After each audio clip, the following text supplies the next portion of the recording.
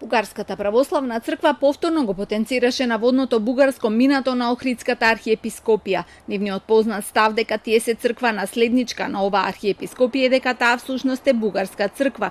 Овој пат стигна во посланието на синодот на БПЦ. По повод 1000 годишнината од Охридската архиепископија напишаа дека проблем за решавањето на статусот е и прашањето за историската судбина на бугарската Охридска архиепископија, која постоела во минатото. Со тоа отворија дилема дали можеби сега тие ќе го оспорат евентуалното признавање на автокефалноста на МПЦО од страна на Вселенската патриаршија.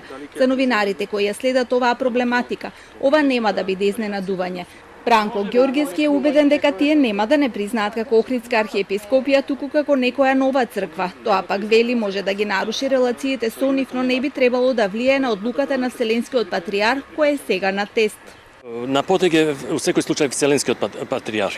Ако Вселенскиот патриарх реши да не признае како Охридска архиепископија, бидејќи тоа само ќе биде име со кое што ние ќе бидеме запишани во диптихот на православните цркви, а ние во внатрешна употреба ќе имаме свое уставно име, тогаш тој ќе покаже на други православни цркви дека он веќе не се согласува со тој принцип на консензус на православните цркви кој што беше договорен.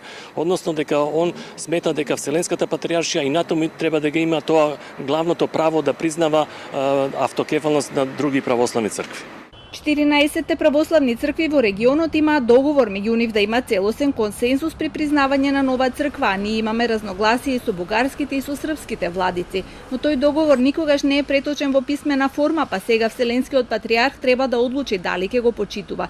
Ѓорѓевски смета дека веројатно консензусот нема да биде проблем, затоа што ако се водеше сметка за него, никогаш немаше ниту да ги земат предвид барањата на МПЦ и на Украинската црква.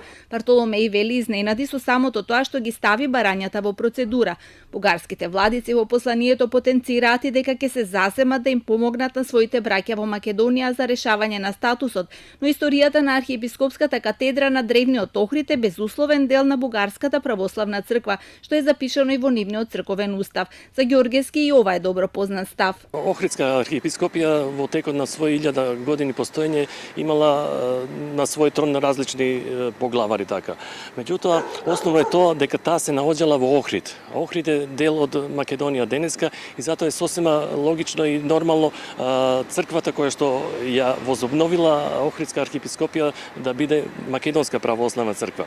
Тоа што бугарската црква и бугарската историографија го третираат како бугарска црква укажува на други нивни аспирации кои што нам се добро познати, меѓутоа не ни се прифатливи апсолутно. По меѓувреме од Вселенската патриаршија стигна охрабрувачки сигнали дека одлучиле да ги преземат потребните чекори за решавање на ова прашање.